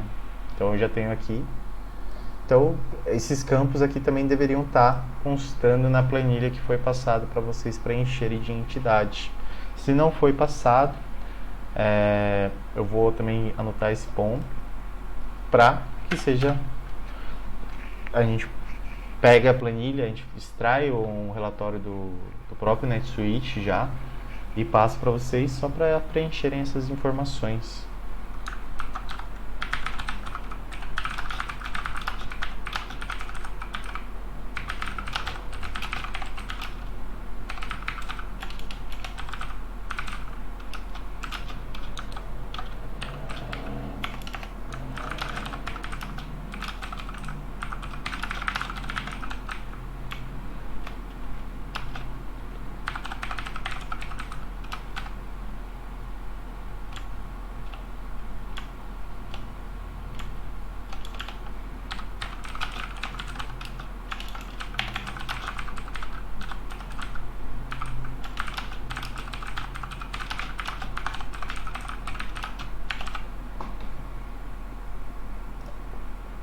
Beleza. Eu anotei ali porque, para mim, são informações bem importantes que geralmente já subo preenchendo de uma vez. Mas valido com eles. Qualquer coisa também a gente sobe uma atualização preenchendo esses campos aqui. É coisa bem simples até de se fazer. E preenchendo essas informações aqui, né? Tudo relacionado aqui certinho. A gente preencheu, está cadastrado o nosso fornecedor, tá? A gente depois dá uma olhada também, eu posso fazer esse, já anotei aqui essa questão da controladora e tudo mais. O fornecedor ali que eu tinha aberto, ele estava sem endereço também, depois eu posso fazer esse aqui também está sem endereço e sem informações fiscais. Então, eu posso fazer um levantamento das informações que ficaram faltando para que a gente consiga atualizá-lo depois. E aí, quando você já tem o seu fornecedor cadastrado, né, supondo que a gente também já tenha o item cadastrado, a gente não vai ver muito o cadastro de itens hoje, a gente deixa para amanhã, a gente olha com mais calma. A gente vai para a parte das transações mesmo, das transações de compra. Hoje, como que é o processo de compra de vocês? Vocês geram, tem necessidade de fazer cotação? Vocês geram um pedido de compra? Existe uma aprovação desse pedido e depois vocês fazem a cobrança? A gente quer começar a trabalhar desse jeito. Hoje a gente está fazendo cotação por e-mail, apesar de até já gerar também no próprio RP, a gente consegue gerar a cotação via sistema, e anexa ela no e-mail e envia, e depois a gente digitaliza, né, transcreve para o RP os preços para depois gerar uma ordem de compra. Ah, legal. Então, aqui a gente tem basicamente algumas etapas que a gente pode usar todas ou não, né, basicamente. Então a gente tem aqui, primeiro, seria uma solicitação de orçamento, tá? Tá vendo? Então a gente sempre vai ter o funcionário que está solicitando esse orçamento, né? A data onde está sendo criada, todas as datas que quando a gente vai gerar uma transação, o campo de data ele geralmente já vem preenchida com a data atual, tá? Então é sempre importante, se você estiver gerando algo que já aconteceu ou que vai acontecer, se atentar à data, porque senão ele vai trazer a data de hoje mesmo. Você tem a subsidiária, padrão, né? A eficiência, então a data do pedido. A data de início, essa data de início aqui seria a data de início do orçamento. Então a gente tem a abertura do lance, então o pedido está sendo, a solicitação do orçamento está sendo gerada hoje, o lance, a data de abertura do lance vai ser hoje também, e o nosso lance vai finalizar na sexta-feira. Então os fornecedores podem entrar e colocar o preço deles durante essa semana aqui. E depois a data de início, que ele fala aqui, já seria mais a data de início do pedido, né? Para quando que eu preciso desse pedido. Então dia 15. Se você tentar selecionar uma data anterior, ele já me acusa falando que a minha data de início tem que ser depois da finalização do lance. Data de início deve ser após a data de fechamento do lance. Então, vou colocar aqui no dia 15 mesmo. Quantas camadas de preço eu vou querer, né? Por padrão ele vem em 3. Aqui a gente vai selecionar o preço, a gente vai selecionar o nosso item. Então, por exemplo, um abafador, sei lá o que, abafador de carbono. E aqui a gente tem nossas camadas de definição do preço. Então, por exemplo, se eu pedir uma quantidade, quanto que é? Agora, se eu for pegar 10 unidades, quanto que vai me custar? Se eu for pegar uma única quantidade, quanto que vai me custar? Então, eu posso definir aqui as minhas regras de quantidade, né? Porque eu posso ter diferenciação. Se ele me vender sai R$10. E aqui a gente tem a precificar usando taxa ou tarifa marginal ou a taxa do lote. Então, taxas no NetSuite, quando a gente fala de taxa, a gente está falando de valor unitário, né? Então, se eu comprar o cara pode falar que custa R$10. Agora, se eu comprar 10, o cara me faz por R$9 ou R$8. Então, a gente pode também criar essas regras de quantidade. Aqui a gente tem outras informações mais referentes à localização, que não são necessariamente preenchidas agora, CFOP, essas coisas não vão fazer nenhuma diferenciação para nosso orçamento. a gente tem as condições, como que a gente pretende fazer o pagamento, né? Se vai ser à vista, se vai ser em 3 vezes, enfim. Posso colocar algumas instruções especiais, né? Por exemplo, uma instrução no pedido de compra, se pode incluir o número do nosso pedido de compra na nota fiscal dele, enfim, qualquer informação que seja pertinente o seu fornecedor ficar sabendo. Aí quando a gente vem para a parte de fornecedores, né, a gente já tem aqui a instrução de e-mail. Deixa eu só ver um ponto aqui do fornecedores que eu não tinha visto. Então, o texto que vai no e-mail, né, solicitando essa cotação, a gente vai relacionar os fornecedores que a gente pretende cotar o preço. Estou achando isso. Ah, tá. É a subsidiária. Então, os fornecedores, né, que a gente vai querer incluir aqui na requisição. É importante que ele tenha um contato, porém o que eu achei estranho aqui relacionamento, foi um ponto que eu havia esquecido, tá, pessoal, no cadastro de fornecedor. Isso vai servir tanto para o cadastro de fornecedor quanto para o cadastro de cliente, que é aqui dentro de relacionamento o contato. Porque quando a gente fala, né, a gente está fazendo um cadastramento aqui de uma pessoa jurídica. Então, geralmente aqui a gente vai ter o e-mail do saque, algum e-mail mais padrão. Porém, né, dentro de uma empresa a gente tem o nosso contato, a pessoa lá de dentro com quem a gente conversa, com quem a gente faz as solicitações e tudo mais. Então, sempre que a gente estiver falando de um cadastro pessoa jurídica, tanto fornecedor quanto cliente, é importante que a gente cadastre o contato dela também. Né? Então, é basicamente o nome e o e-mail da pessoa. Né? Então, eu tenho essa empresa aqui, que é a Araújo Cabral e Alves, né, limitada, e lá dentro eu falo com o Caio. Né? O Caio, aí eu posso colocar o telefone do Caio e o e-mail do Caio. Né? E isso é importante também, por quê? Para duas coisas. No caso de cliente, quando a gente vai enviar o e-mail com a nota fiscal, por exemplo, a gente envia para o e-mail do contato, não para o e-mail do cliente, assim, né, de uma maneira mais macro.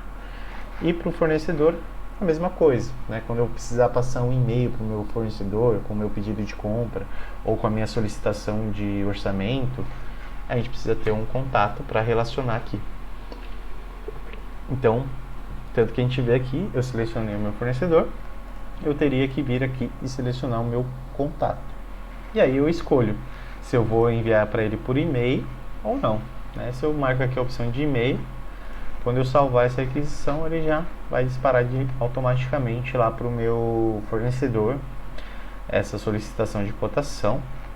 E aí tem duas possibilidades. Né? O NetSuite é que assim, é o mundo ideal, mas os fornecedores geralmente eles também não colaboram assim tanto com a gente, né? Porque a gente tem o acesso ao fornecedor também dentro do NetSuite. Então, uma vez que eu passasse uma solicitação de orçamento, o próprio fornecedor poderia entrar dentro do sistema de vocês, né, numa área reservada a ele, né, onde ele não conseguiria ver nenhum tipo de informação da empresa de vocês, porém, ele conseguiria acessar e preencher o valor dessa requisição de orçamento e tudo mais. Né? Mas não é o que geralmente acontece.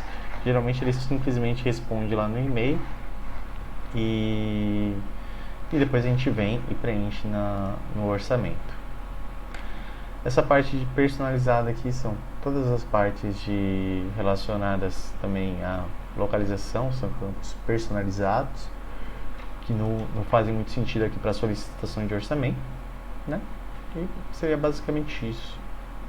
E salvar. O problema é que eu não consigo. Deixa eu pegar um fornecedor qualquer. Caio, Oi? eu estou vendo aí que na lista, quando a gente está puxando aqui, na busca a gente já traz todo o cadastro de fornecedor e clientes, né? Sim. No caso, se eu quisesse fazer uma separação entre fornecedor e cliente, aí eu teria que ir no cadastro de um a um e dizer que ele é somente fornecedor, né? para ele não aparecer É, na aqui, lista de fornecedores, o cliente não aparecer na lista de fornecedores. aqui ele só vai trazer os fornecedores mesmo, né? Mas porque aí eu tô vendo que ele está trazendo tudo. Aqui tem cliente também? Tem. Qual seria, por exemplo, um cliente? O cearense aqui é um cliente. Esse aqui? Ele é cliente ao mesmo tempo também é fornecedor.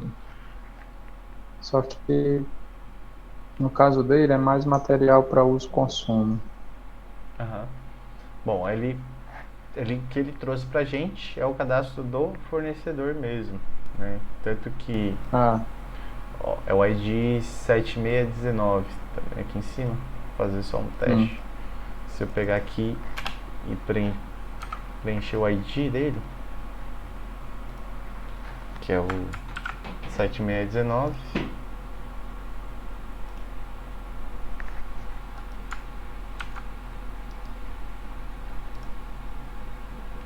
ele não está trazendo. Deixa eu pegar.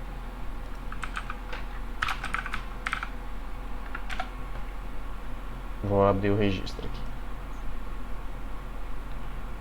O registro que ele me abriu é exatamente o que eu tinha aberto aqui. Então eu acho que é só pelo nome, né, que está igual ao nome do cliente, mas aqui ele vai trazer somente fornecedores. Sim. Sempre que a gente fizer aqui a parte de compras, de apagar, ele acaba trazendo somente o nome do fornecedor e tudo que é venda e faturamento, só cliente. Agora, só quando a gente faz, por exemplo, um lançamento, né, financeiro, acho que é o único tipo de transação que vai trazer mais de um tipo de entidade, né, que você tem aqui uma coluna de nome. E aí sim ele traz ambas as opções.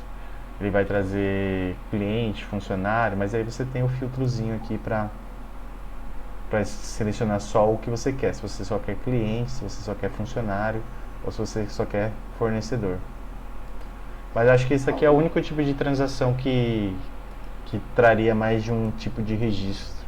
O resto ele vai ficar bem segmentado ao tipo de operação que você está fazendo, se é compra ou se é venda. Caio, deixa eu aproveitar e te perguntar uma outra coisa aí. Aqui no cadastro fornecedor você tem a opção de colocar o contato, assim também como cliente, né? Sim. Esses contatos vinculados a cliente e fornecedor, eu também localizo ele pela busca? Ele sendo digamos, um contato dentro do cadastro do fornecedor, do cliente? Sim, você conseguiria, por exemplo, eu sou o contato da empresa McDonald's, por exemplo. Se você procurar Caio, ele vai aparecer lá para mim, Caio como contato, né, na sua busca aqui. Aí se você entrar lá no contato Caio, você vai ver a qual empresa que eu estou relacionado, tudo mais. E, no caso, esse contato ele não teria um ID, né? Tem o ID também. Mesmo dentro do cadastro, ele tem um ID? Dentro do cadastro do cliente ou do fornecedor tem um ID para ele? Sim, tudo no sistema vai ter um ID, né, sem exceção. Entendi. Ok. Então, só vai aqui em nossa solicitação de orçamento.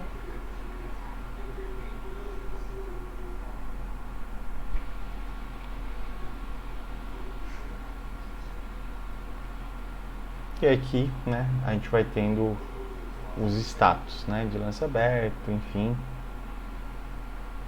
Depois você vai tendo aqui os fornecedores, data de envio, data de resposta, né, quando a gente disparasse os e-mails.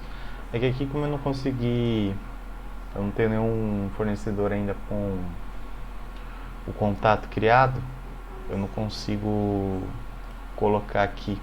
Senão, a gente já conseguiria colocar aqui certinho a data de envio, a data de resposta, o valor que ele colocou e tudo mais. Aí no caso também, a planilha, eu acho que ela também tinha contato. Não sei se subiu os contatos ou não, entendeu? Vou até colocar essa observação aí, pra gente tratar ela depois também.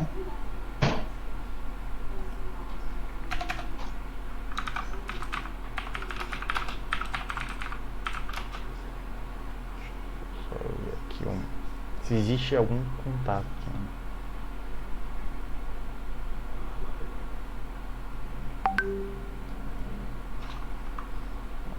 Não foram criados contatos. Então eu vou mudar o subject.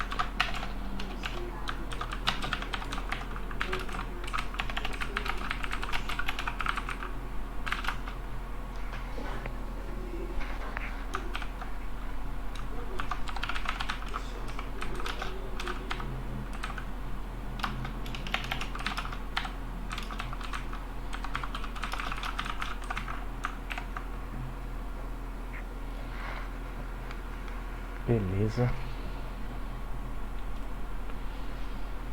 Então, esse de orçamento, depois a gente pode fazer, eu vou pegar um desses. Na verdade, o que eu vou fazer, hoje eu vou gerar mais uma cópia da Sandbox, né, para que amanhã a gente tenha a Sandbox igual à produção, porque até ontem eles estavam ainda acabando de subir alguns cadastros. Então por isso que eu achei melhor não gerar nenhuma cópia até então. Aí eu pego um fornecedor qualquer, adiciono eu mesmo como contato, por exemplo, e aí a gente faz um processo disparando o e-mail para mim, para vocês verem a carinha do e-mail, como que o fornecedor recebe e tudo mais, para ficar mais visual, né? Por aqui assim ficaria meio limitado a nossa visualização.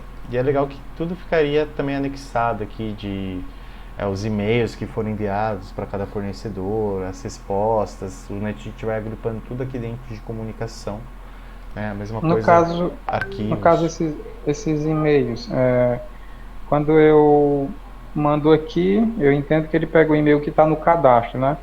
E quando você manda via e-mail, né?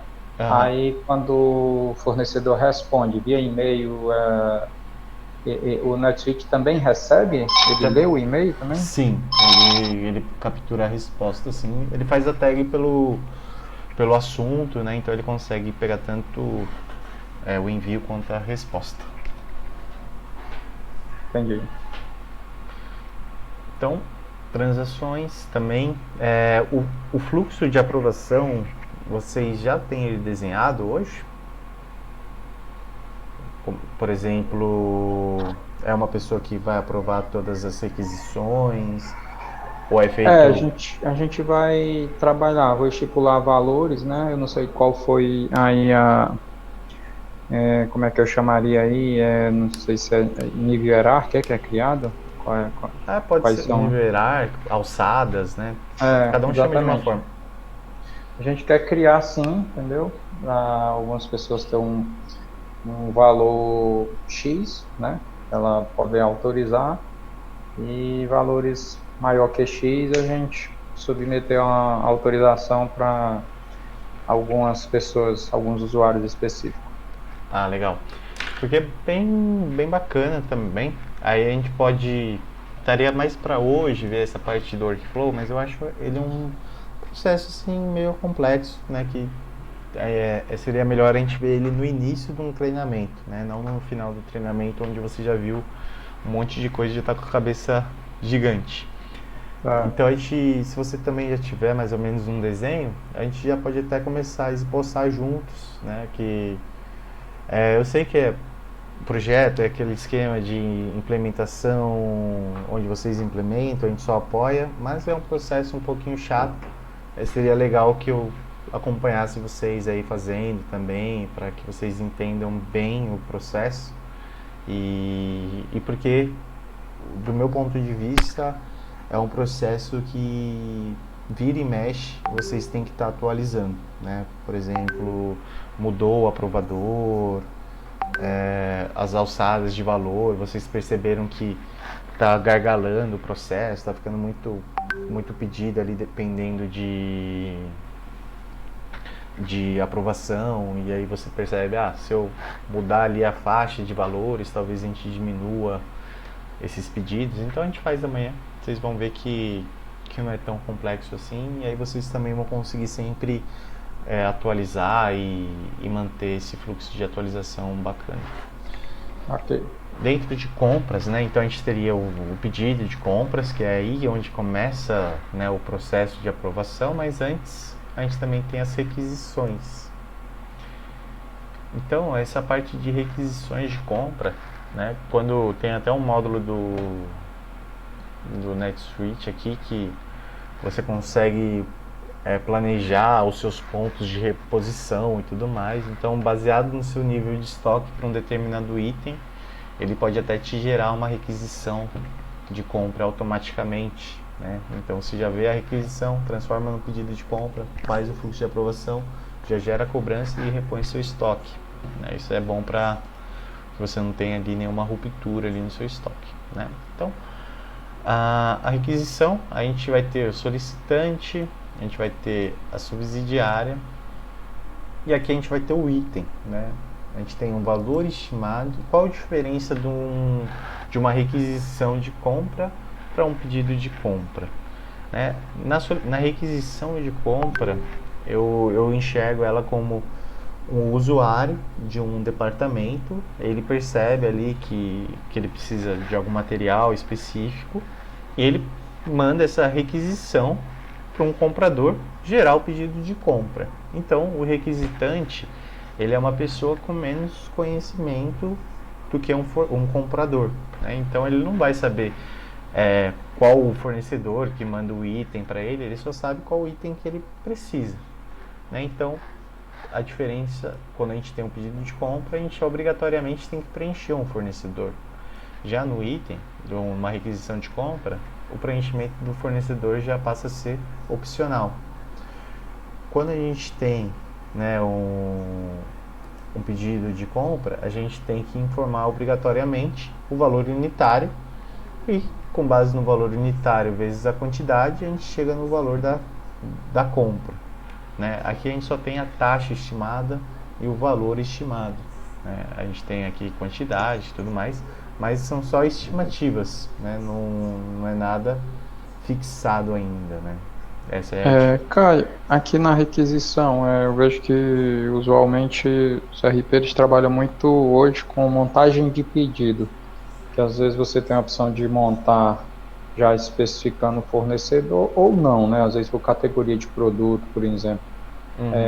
Existe essa funcionalidade aqui de montagem de pedido, assim, onde eu monto em série, entendeu? Eu crio lá a partir do meu ponto de ressuprimento, ou a partir de vendas pendente, alguma coisa assim.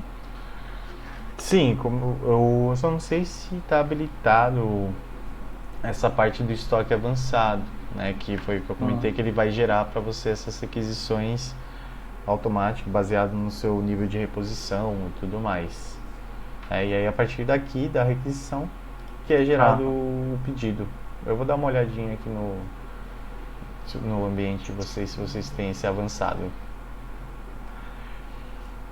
Aqui, né, praticamente eu só inseri um item na requisição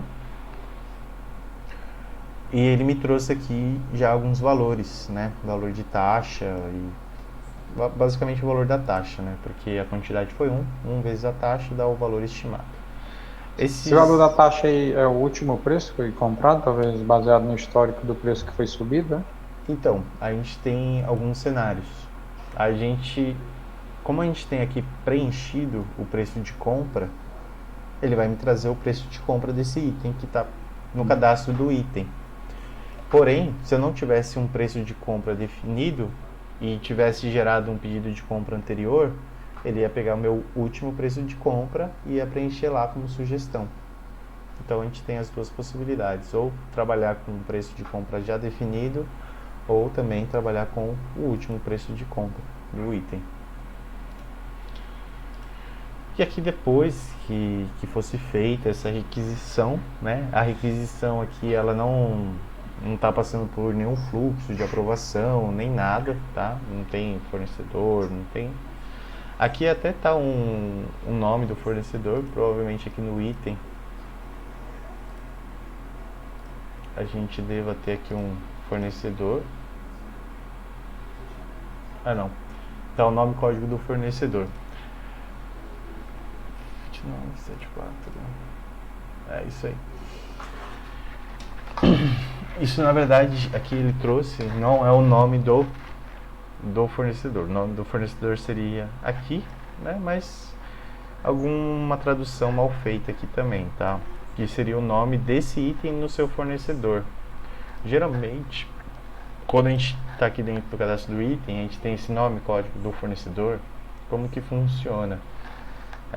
Geralmente, quando a gente tem aqui um fornecedor preferencial para esse item, a gente pode informar qual o código do abafador MSA Mark V dentro daquele seu fornecedor. Então, por exemplo, eu compro esse abafador do meu fornecedor A e do meu fornecedor B.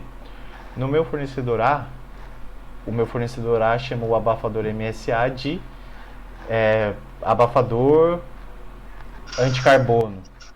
E o meu fornecedor B chama o meu abafador MSA de abafador preto, por exemplo. Então você consegue definir o código que cada fornecedor seu trabalha, para que caso você tenha que enviar uma solicitação de compra para ele via e-mail, o sistema já mande do jeito que ele entende, né? Por exemplo, às vezes você mandar para ele abafador MSA não faz nenhum sentido. Aí você manda para ele, eu preciso do item 297421. Aí ele fala, tá, é o abafador. E aí ele já te manda.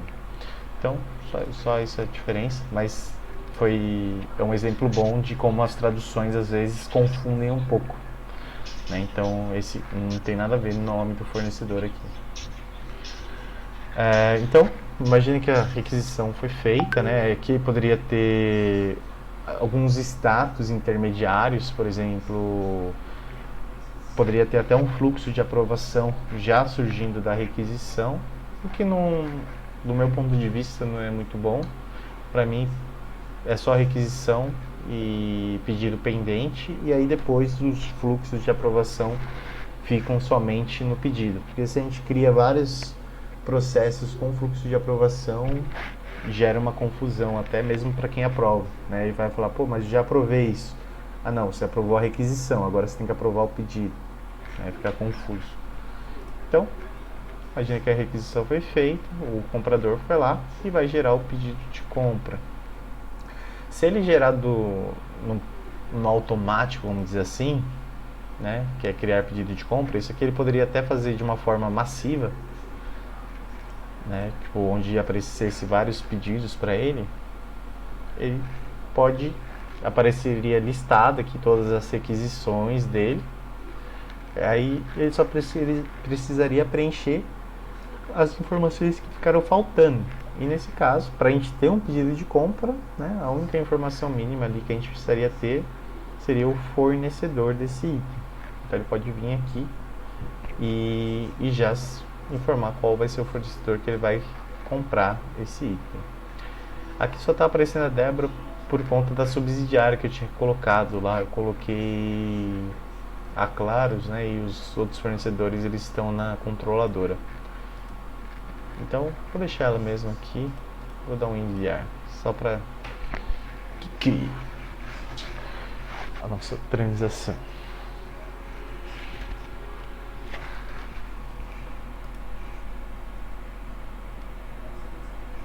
Então, não iniciado.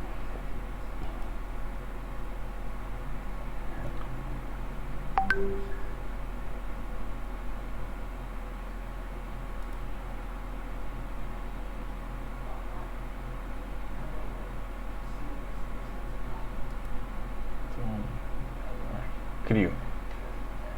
Então, a que eu gerei foi essa aqui, dia 8/2. Posso visualizar, ela caiu aqui com uma aprovação do supervisor, mesmo que não tenha um fluxo de aprovação.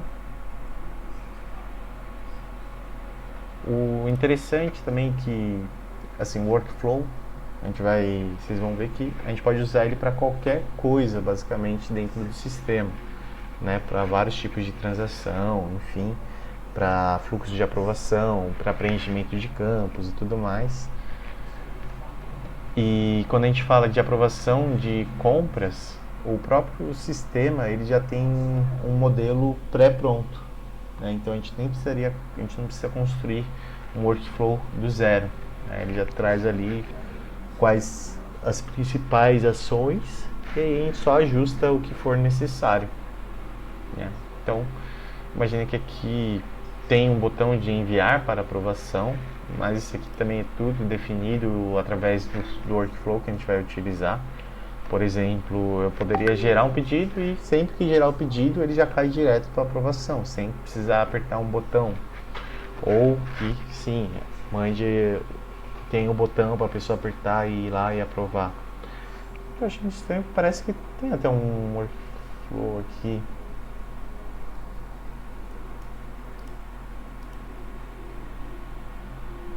Já colocaram aqui.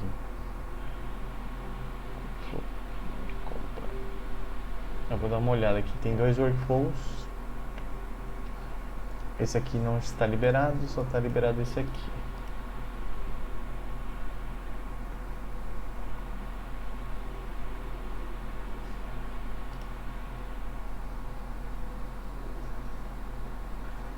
Beleza, está aqui criado, depois a gente só vai dar uma revisada, mas a gente cria um do zero também na Sandbox para vocês entenderem o conceito, né? Pegar só esse que está criado, vocês vão ficar depois de mãos atadas aí, sem saber como atualizar ou como fazer qualquer outra coisa depois com esse workflow, até mesmo qualquer tipo de ajuste, né? Deixa eu só aproveitar aqui. Ei, Caio. Oi? A gravação hoje desse material, tu já coloca hoje mesmo, né? Falou? Posso pôr. Eu posso subir já no... Então o Alessandro ele vai ter que se ausentar agora, que ele vai ter uma aula. Aí tá perguntando se disponibiliza, que ele já queria ver para amanhã dar continuidade. Tranquilo, okay. Mas também por hoje a gente já tá... A gente não vai ver praticamente mais nenhum processo novo, sim? Mas eu já vou subir já lá e aí conforme a gente for tendo os outros, eu já vou criando essa rotina de sempre subir no final do treinamento.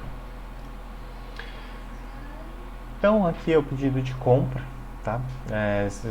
Olhando aqui, ele é bem diferente já daquela parte de requisição que a gente estava vendo. O fornecedor aqui, ele já é uma informação obrigatória que a gente tem, né? A gente poderia ter um contrato de compra, mas acho que não está nem no módulo essa parte de contratos de compra. O funcionário que está... O que seria o contrato de compra assim, mais específico dentro da prática? Como é que funciona? Então, eu já trabalhei, geralmente você pode ter um contrato por valor, você pode ter um contrato por quantidades, então você coloca lá o fornecedor, o item e a data do seu contrato. Então ele seria como um controle para você. Se eu falei que eu tenho um contrato com a Claros de 1 ano e nesse 1 ano eu espero comprar 300 luvas. Se em 6 meses eu consumir 300 luvas, quando eu for consumir uma a mais, ele vai falar que esse contrato já finalizou, né? Que eu não teria mais como comprar. Ou a mesma coisa com valores, né? Por exemplo... Isso também é válido para cliente, né? Porque hoje a gente já tem com cliente, né? No caso, nós sendo fornecedor, a gente tem uma quantidade negociada por ano, né? Para aquele cliente. Tem também. Ok. Então, né? A gente tem já o status da aprovação. A gente tem um campo de memorando, né? Esse campo de memorando está disponível em todas as transações, onde você pode colocar qualquer informação ali relacionada. A gente tem aqui na parte do item, né? A gente já tem taxa, valor, são campos obrigatórios. Se a gente estiver falando de produto, já é interessante que a gente tenha o CFOP também, para que a gente tenha ali consiga analisar os impostos que vão incidir na transação. Aqui na cobrança, ele vai trazer o endereço do fornecedor, né? Quando eu comentei que ele vai trazer o endereço lá que está marcado como preferencial, mas a gente sempre pode vir aqui e selecionar o outro endereço dele, no caso aqui o endereço de cobrança. Aba de comunicação, aqui o pessoal geralmente usa bastante essa parte do arquivos para anexar uma nota fiscal, um boleto ou algo do tipo, né? É que eu vejo, né? Depende de como cada pessoa trabalha. Eu vejo o pedido de compra como um antecessor à nota fiscal. Então, no pedido de compra não faria muito sentido você anexar a nota fiscal aqui ainda. Porém, eu tenho outros clientes que a pessoa gera o pedido de compra já com a nota fiscal e espera só a outra pessoa vir e, entre aspas, faturar esse pedido, né? Gerar a cobrança desse pedido de compra.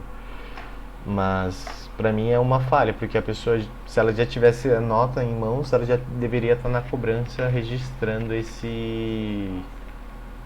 essa obrigação que ela assumiu, né?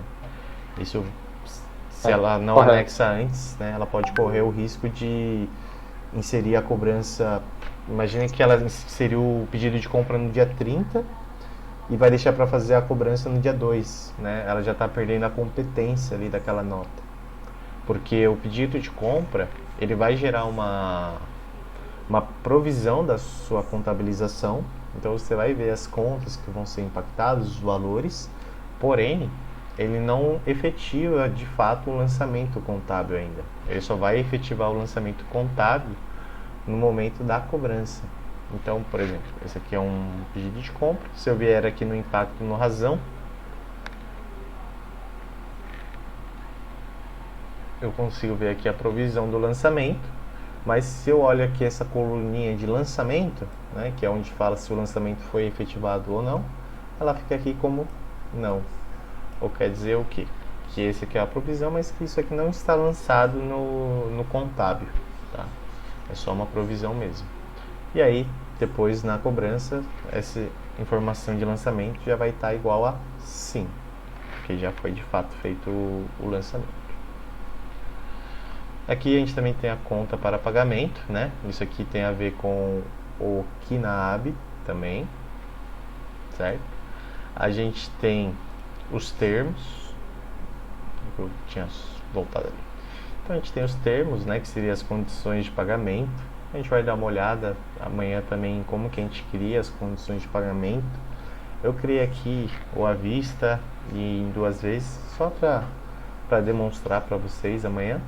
E essas demais aqui são as condições padrões do sistema. Depois a gente pode também remover elas daqui, porque elas não vão fazer muito sentido para nós. No Workflow também, essa opção de pagamento, ela também pode estar linkada lá a uma determinada categoria, por exemplo, pedidos com valores acima de 10 mil, não pode ser 30 dias, tem que ser Sim, 30, 60 também, tá assim? sim. Eu não vejo. Essa seria um outro workflow, por exemplo, eu imagino, para você controlar essa questão de qual a condição dele definir, entendeu? Mas dá para ser feito pro workflow. Eu só não sei se eu mesclaria isso com o workflow de aprovação. Estou te perguntando isso porque, na verdade, eu estou fazendo isso, né, tá, desenvolvendo. Aliás, já estamos, né, que não concluiu.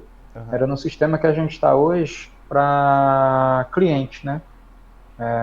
Estava implantando isso no meu sistema para, tipo, nota com valor de R$ 200, pagamento só 5 dias, 10 dias, nota com pagamentos de R$ 1.000, 30 dias, se for acima de R$ 1.000, pode até 3 mil, pode ser 30, 60, entendeu? Sim. Estava construindo algo nesse sentido. Não sei se o NetSuite já tem algo padrão nessa versão standard, assim, desse tipo, só questão de configuração. Standard não, mas dá para ser facilmente criado um workflow para criar essa regra, assim. Que isso a gente pode pensar em como desenvolver esse workflow, mas dá para fazer, sim. Baseado no total, ele faz um check ali nos termos, né? Que seria a condição de pagamento. Amanhã quando eu demonstrar essa parte do fluxo, você vai ver como que a gente cria as condições, né, os critérios de execução e tudo mais. Vai fazer mais sentido para você. Você vai conseguir enxergar parecido com o que você está provavelmente criando hoje. Aqui a gente tem essas partes de contribuinte favorecido, enfim, mas seria para a parte mais de clientes, né? Parte de vendas, não faz muito sentido para nós. E aqui a gente tem a parte das informações fiscais, né? Onde que a gente vai, por exemplo, a gente pode inserir o link da nota fiscal, a série da nota, a chave de acesso de referência, enfim. Mesmo que o NetSuite ele não faça as escriturações, a entrega das obrigações, é muito importante, né, ter essas informações agrupadas em algum lugar. Até porque se vocês tiverem uma contabilidade externa, alguma coisa assim que precise dessas informações, não tem melhor lugar para ela buscar essas informações que não aqui. Agora, essas informações aqui são preenchidas de maneira manual.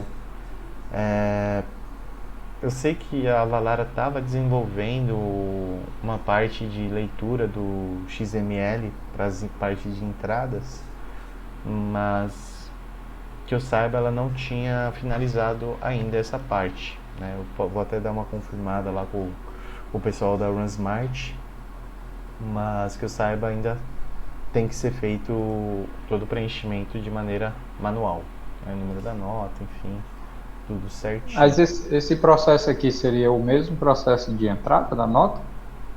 Ou não? Seria um campo à parte que eu poderia estar preenchendo? Seria isso? É que os campos são os mesmos, basicamente, né? A gente só preencheria eles no momento da cobrança, mas basicamente os campos teriam que ser preenchidos manual, né? Nesse momento do pedido de compra a gente não preencheria ainda porque a gente não teria a nota, né, basicamente. Eu sei, mas no caso se é relacionado à nota fiscal, quando está dando entrada, que já está fazendo o lançamento contábil, ele já não grava nos campos que seriam aí necessários ter essas informações? Foi o que eu comentei. Eu não sei se esse bundle da Avalara ele já está fazendo a captura do XML, né? Se você vai entrar com o leitor de XML, ele vai carregar para você os seus itens, todas as informações da nota, ou se a gente tem que fazer a entrada da nota manual mesmo, né? Entrando com os itens certinho, e preenchendo essas informações fiscais também manualmente.